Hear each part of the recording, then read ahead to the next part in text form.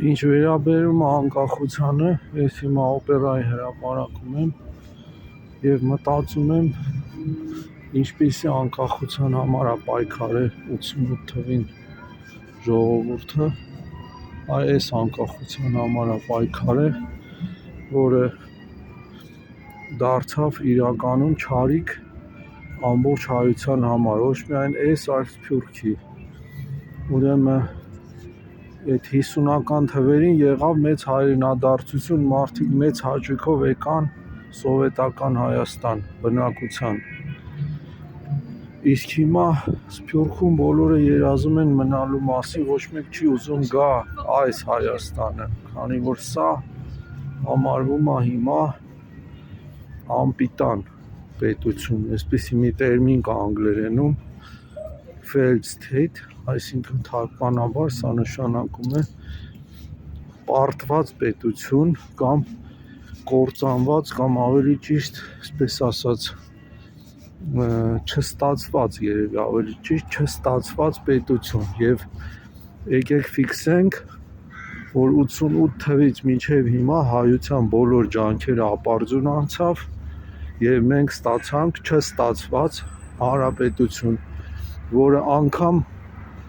չի կարող համեմատվել 80-ական թվերի սկզբի, անգամ 70-ական թվերի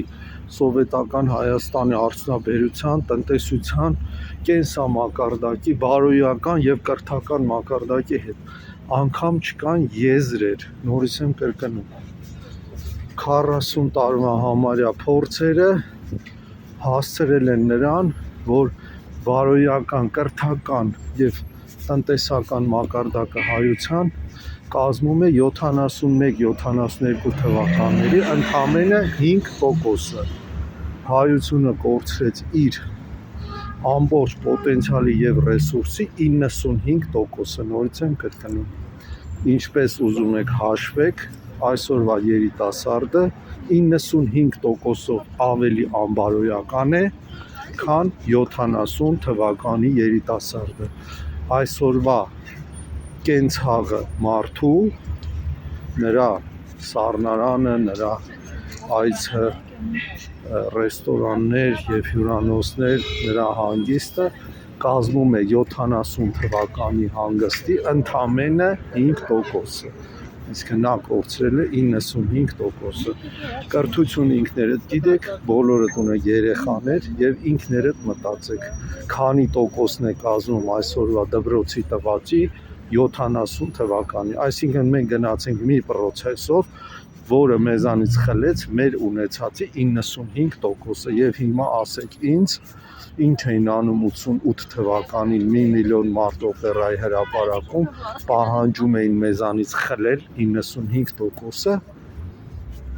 եւ ինչ ստեր էր փչում ՀՀՇ-ն